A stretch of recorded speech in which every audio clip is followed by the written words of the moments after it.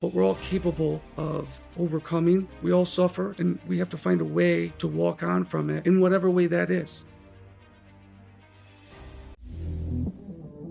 Kill Complacency, a podcast that inspires growth and intentionality and helps you overcome your greatest obstacles. My guest today is a guy named Stephen Panus, and he has an incredible story of really resilience and intentionality in the midst of difficulty. Written a book, Walk On, and I don't know, Stephen, if you could kind of tell us about the book, maybe give us a little backstory about your life, and then tell us about the book, how it came about, and see if we can inspire the audience to do more with their life. All right.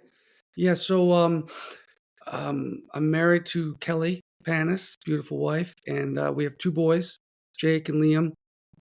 On August 9th, 2020, Jake went, or August 7th, 2020, Jake went away for a weekend getaway with his girlfriend, who was a year older than Jake. He was 16 at the time. She was a rising senior. He was a rising junior. They'd been dating less than 6 weeks.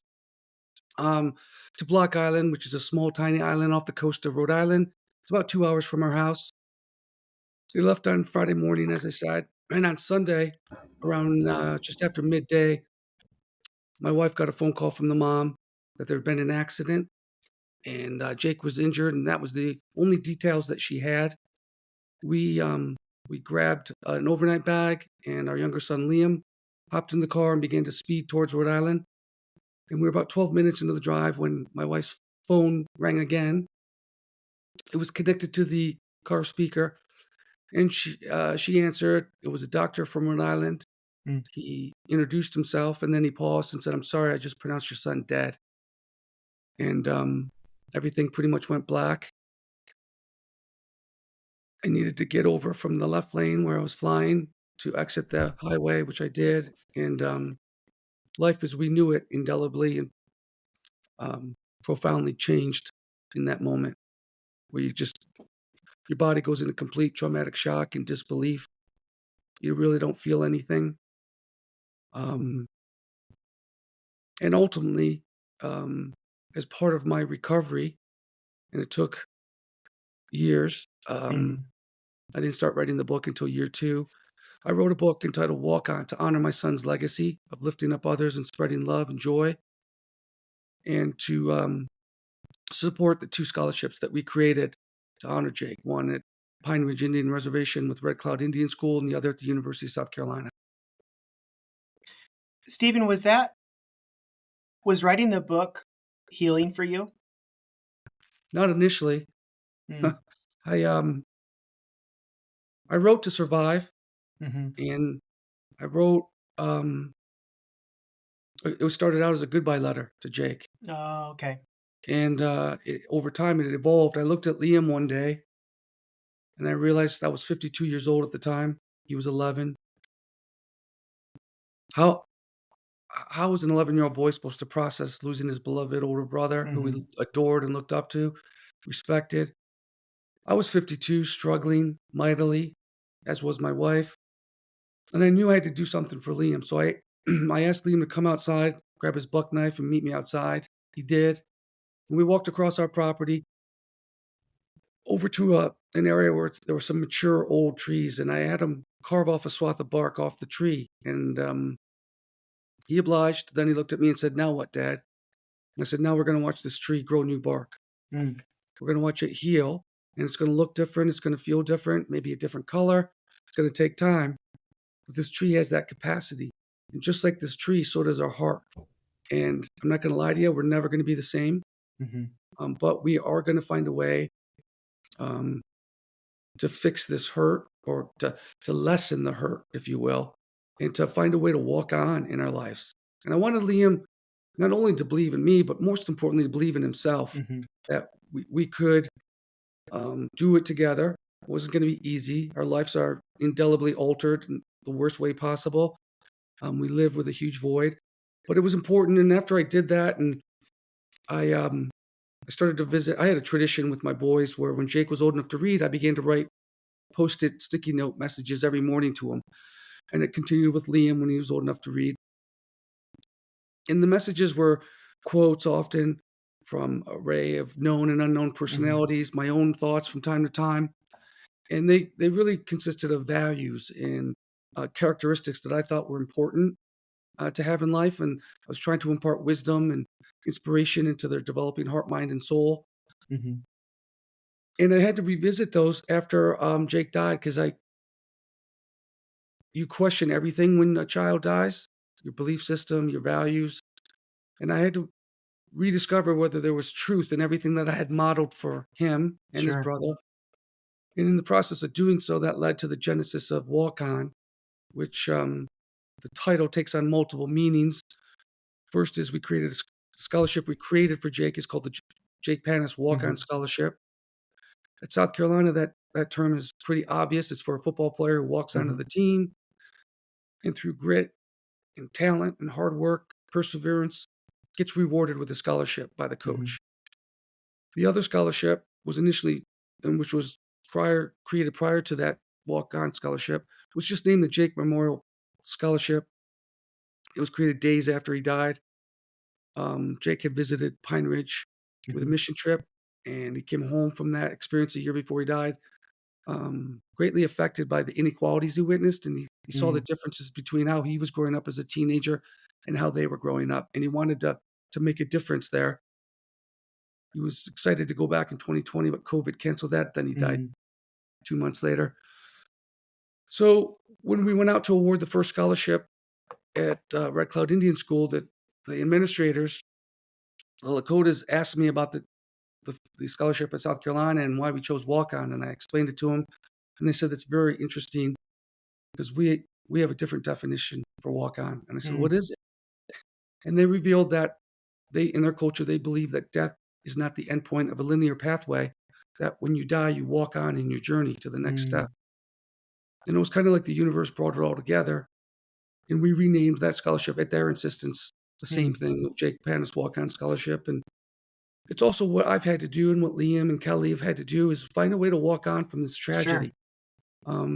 So that's kind of the whole genesis and how the title came about for the book. And I'm incredibly humbled by the response to it. Initially, again, I didn't seek to write a book. I just wanted to help my son, Liam, who was struggling mightily with the loss of his brother. But when I finished, I realized maybe this can help more people than just Liam. And so I decided to publish it, and was fortunate that there were several suitors that were interested and published the book. And America's Good Morning America selected it as a buzz selection, which was beyond words. And I'm very grateful for that. And it's been really well received in many communities, especially with teenage children who are in the critical time in their lives when they have to make really smart decisions. They're also presented with a lot of challenging choices and pressure, peer pressure and otherwise. And I wanted them to understand the values that I think many are non-negotiable, that they need to be successful in life and to live a life rich with meaning and purpose, and understand how to overcome adversity and what the meaning of life really is and why we're here. How has your wife handled everything? As good as you, worse than you, the same? Well, the thing, grief is an individual experience. Even though we share the tragedy, we have different coping and processing mechanisms. It's been a struggle for Kelly for a variety of reasons. One, men and women grieve completely differently. Sure. Two, she had a 9-month head start on me. She carried Jake. She had a very special connection with him. Sure. So I do think it's probably harder on a mother than a father for that reason. And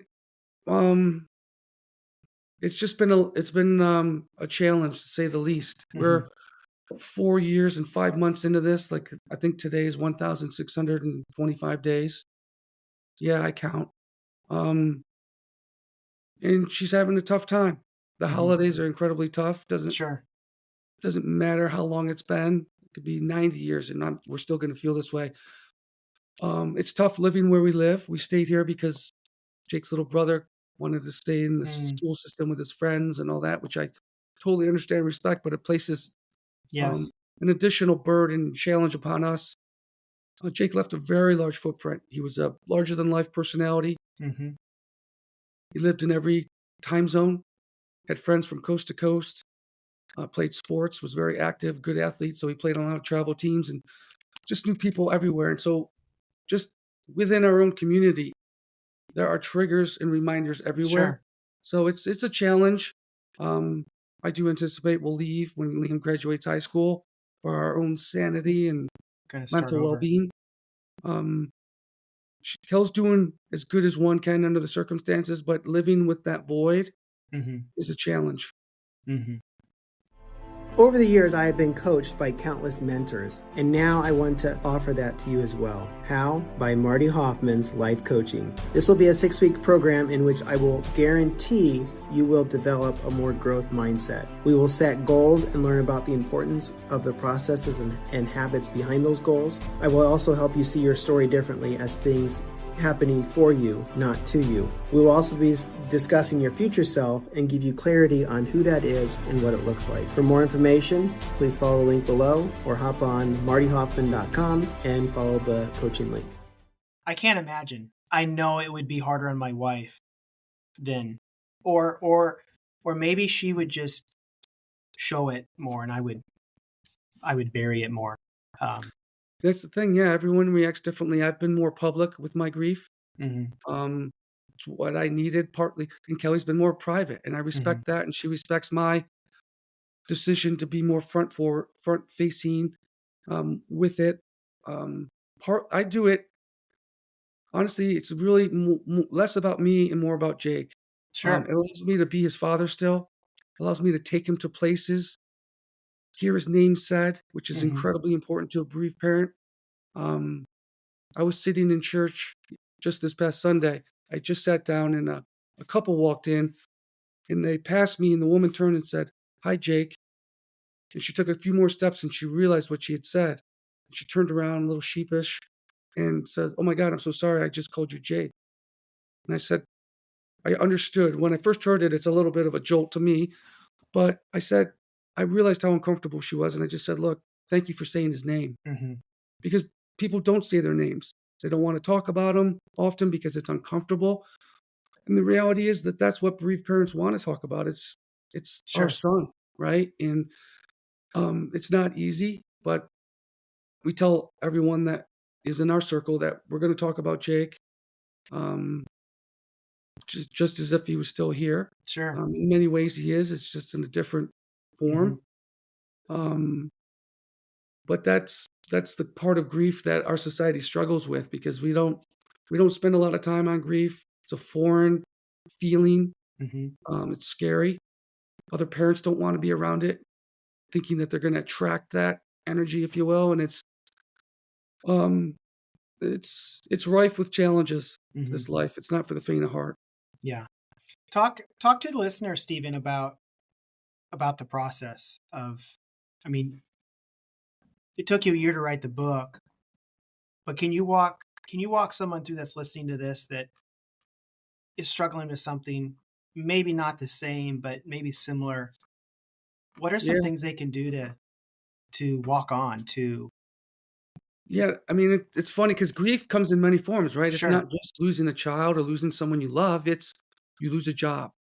Your home is burned down by a wildfire. You go through a financial crisis. Sure. Relationship fails. Your parents separate or divorce. You're diagnosed with a really crappy medical condition. So there's tons of grief in this world right now. And often we feel alone in our grief. Yes. And it is your pain, your suffering, but the reality is we're not alone. And I would say to people, one, get help. We found a therapist within the first month, and it took a little hunting. We knew we needed somebody. We were blown to smithereens. It honestly felt like someone reached into my chest and just ripped out my beating heart. I was a zombie for a year, didn't eat, barely slept, just focused only on the survival of my family. And you do go into survival mode.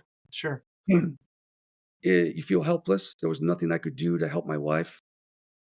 And watching her suffer and cry and just be in pain was very hard to Mhm. witness and not be able to do anything to fix it. And I think that was one of the things was learning I can't fix it. This cannot be solved, fixed, or healed.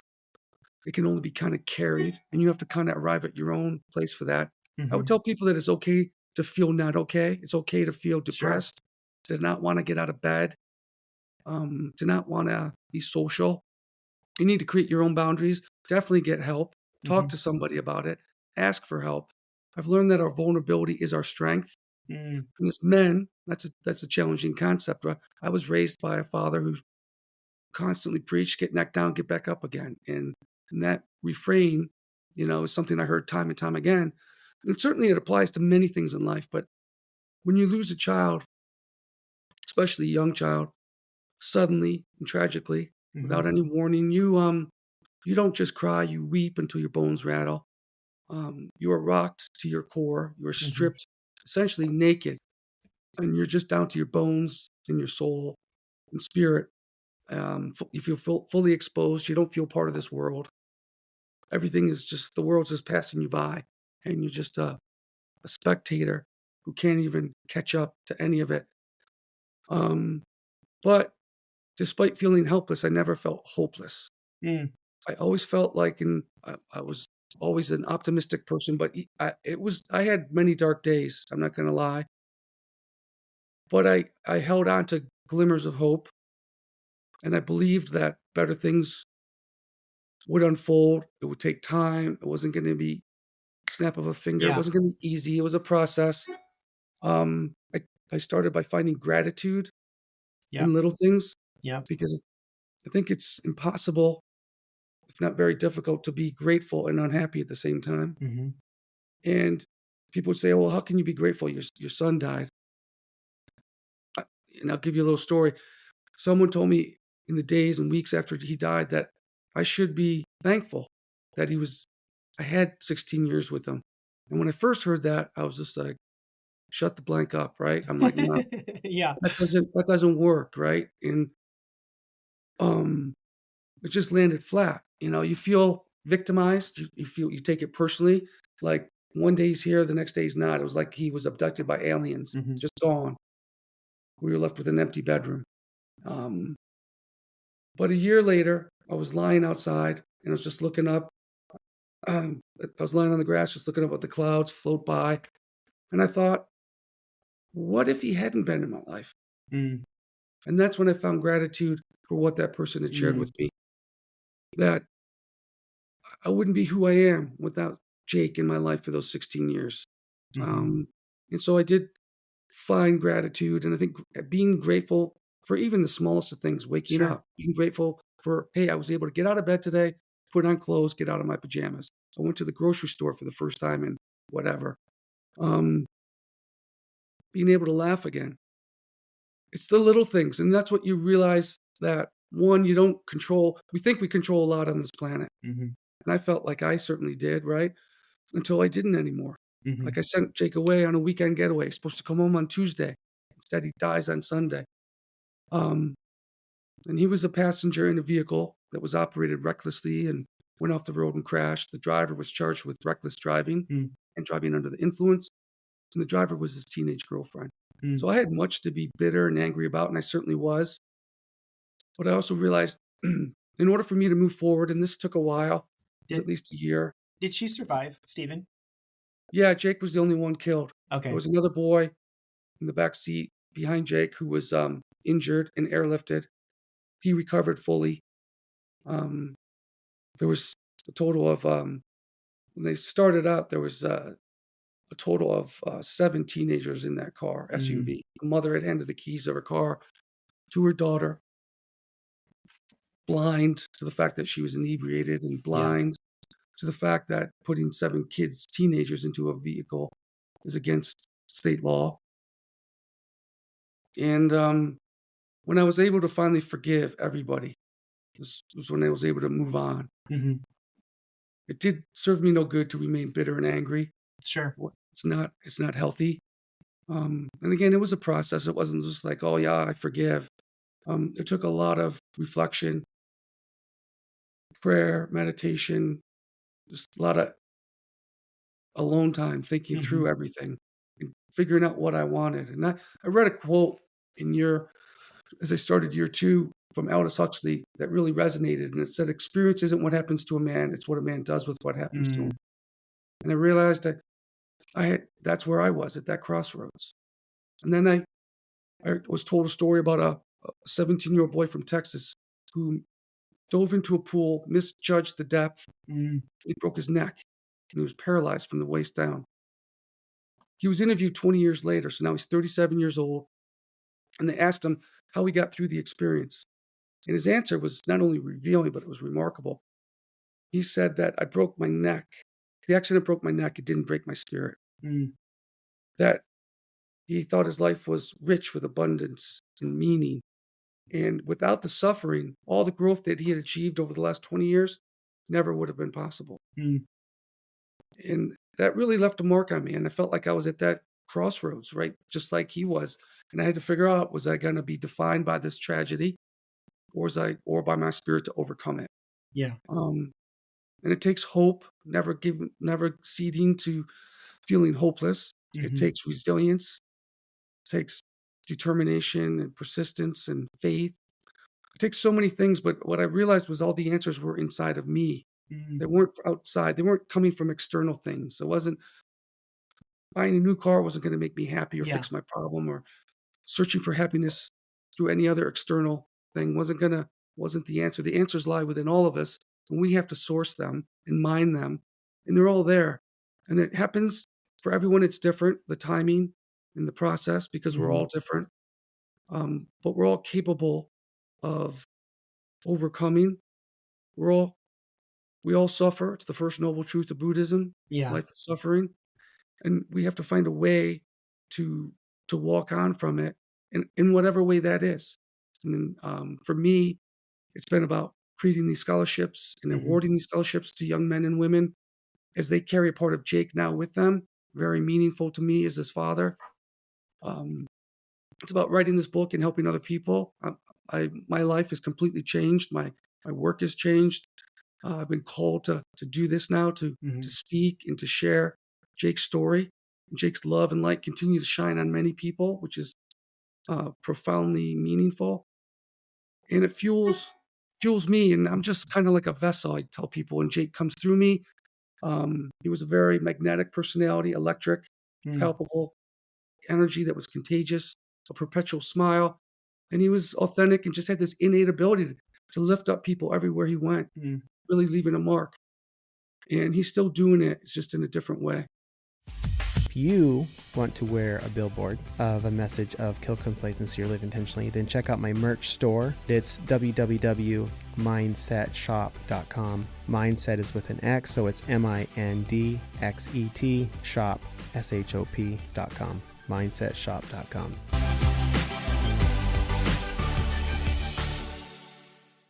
In regards to, you talk about mining those emotions and mining those things out. Is there something people do? Is it meditation? Is it, I know Again, I know everyone's different, but yeah. like, what specifically helped you process, or was it just a lot of everything?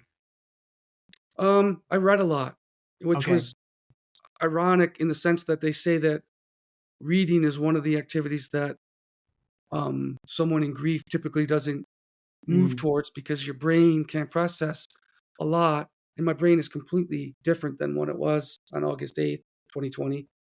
And I'm not sure we'll ever be the same. But for some reason, reading became a salve. I kind of went on a spiritual quest. Mm. I read as much as I could about grief, loss, and life, spirituality, Buddhism, Native American culture. I knew I wasn't going to get answers, but our brains are hardwired to seek out logical reasoning. And like I said, I'll never get an answer for why it happened. Sure. But I did find comfort and peace in reading other people's stories, not necessarily about death, but Sure. adversity that they had to overcome in life. I found inspiration in it. And I've read a lot, like I said, the spirituality aspect of it. My relationship with God is completely different than what it was before. And Sure. thought it was pretty good before. It's wholly different, but much better, Mm-hmm. if that makes sense. I'm closer to God than I've ever been. And I Mm-hmm. think the closer you stand to death, the more it actually motivates you to feel alive. Yeah, for sure. It is different for everybody. You got to find what works for you. You got to find support from friends, old and new. You will definitely make new friends through this, often through other bereaved parents that can instantly relate to the pain and the suffering that we one another carry. So there's no magic elixir and there's no recipe that suits all. Sure. It's a combination of what works for you, where you can find serenity and peace and joy again, how you can carry this gaping hole and move forward in your life, because that's what it is. We had a man write us a letter after Jake died in the days following, and it was a remarkable letter, and I write about it in the book. He was 97 years old, and 30 years prior, he had lost 2 children in the span of 6 months to car accidents. And he shared his story with us, and it was powerful. And we later met with him. He came over to our house, and our pain reawakened his pain. I could see it was obvious. And yet he was very compassionate and kind with his words and supportive. And he died months later, sadly. But he was that little gesture went a long way.